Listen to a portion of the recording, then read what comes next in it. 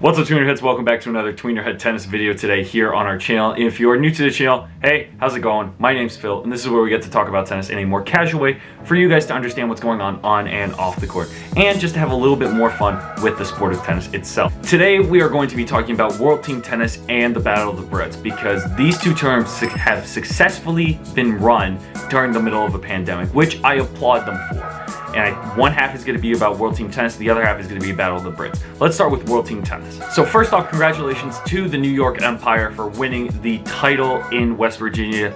The competition was run at one location, the Greenbrier in West Virginia, over a 3-week period. Now, a lot of people were skeptical when this happened. They were sort of creating a bubble, kind of like what the NBA has been doing in Orlando and the MLS, American soccer, has been doing, to make sure everyone is in the same area, to make sure everyone's seeing the same people, make sure they're being exposed to the same kind of people, which makes it easier for everyone to kind of control the environment that they're in, to make sure they're still seeing the same people rather than new people. There's nothing wrong with that, as well as the Carlos Silva, the CEO of World Team Tennis, saying that they're going to have a 30% capacity of fans, so that way some people can enjoy the sport as well. Now, I applaud Carlos for trying to hold an event like this, because not many people, I thought, were going to applaud it, but I certainly thought it was a great time for a competition, because everyone's kind of desperate for sports right now, and it was really cool to see that venue hold such an event like that.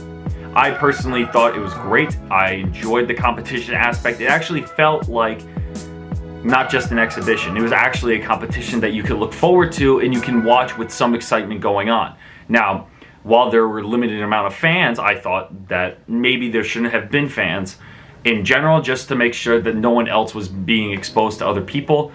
But then again, that's not my choice. I think they still did an unbelievable job. In terms of the content that they produced in the competition, there were a lot of players there in terms of high profile that were headlining this tournament. We had Kim Clijsters, who was making her return from retirement in 2012. We had Jack Sock, we had up-and-comer Brandon Nakashima, we had Jessica Pegula, Daniel Collins.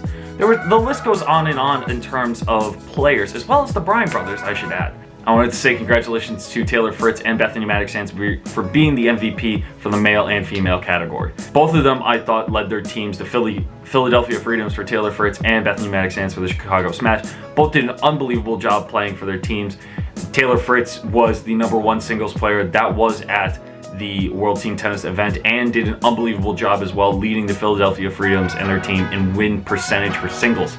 Bethany Maddox unbelievably controlled the doubles category for the Chicago Smash and for the entire tournament as well, pairing up with Rajiv Ram and Eugenie Bouchard for most of the time for women's doubles. I think both of them did a really good job leading their teams to a victory for both their teams. I think Bethany Maddox leading her team to the finals against the New York Empire did a really good job.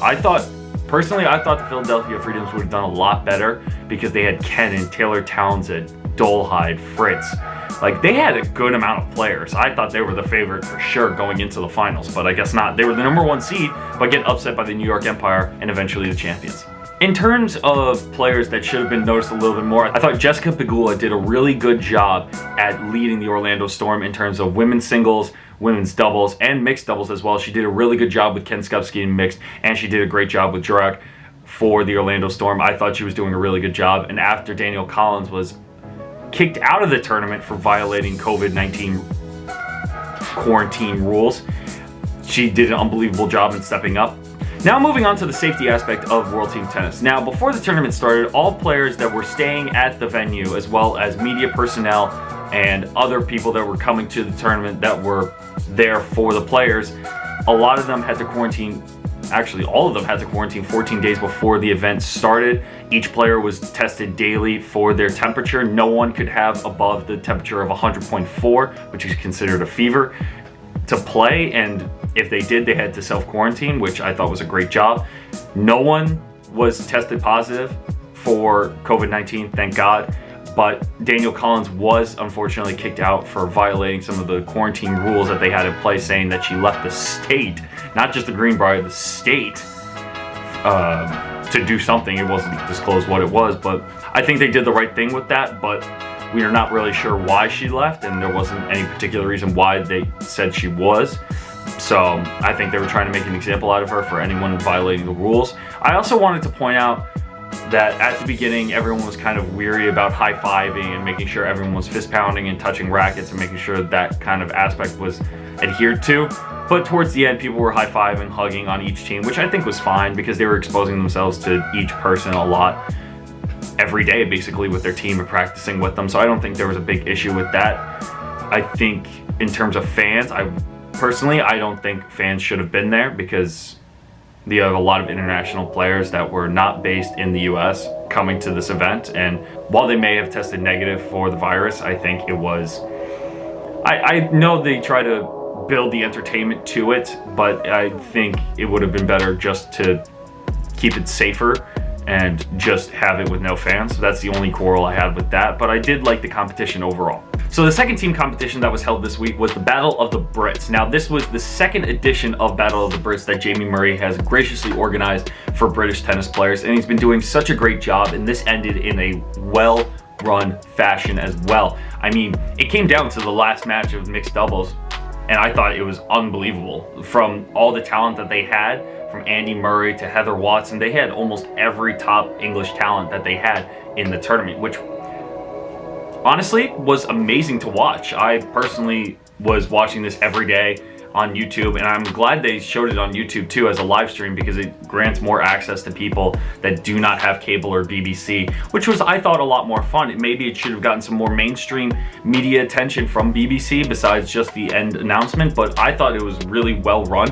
and organized. The British Bulldogs ended up beating the Union Jacks by, I believe it was like 5 or 6 points, and it came down to the mixed doubles between Salisbury and Dart versus Jamie Murray and Heather Watson. I think that was an unbelievable match to watch. And from a safety standpoint, one, there was no spectators.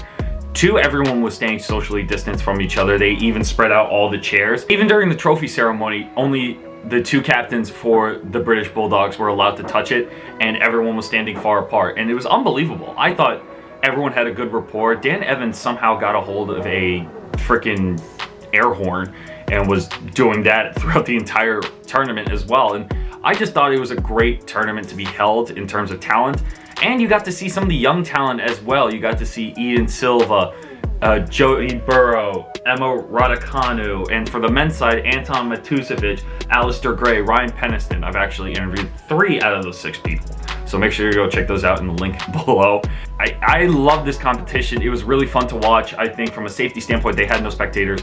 They had no high fives. They weren't sitting close to each other. They had daily tests being done.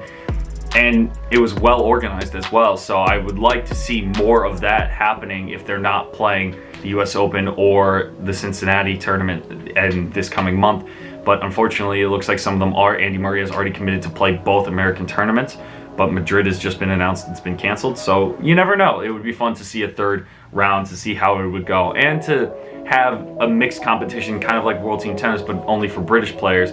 It was a lot of fun to see them thrown into a mix, to see them play singles, to see them play doubles, to see them play mix and show off all their talents, not just their individual talents of singles or doubles. So I thought that was really well done. Let me know what you guys thought of the competitions. It was a lot of fun to watch both events, and I thought it was really fun to be a part of just watching it.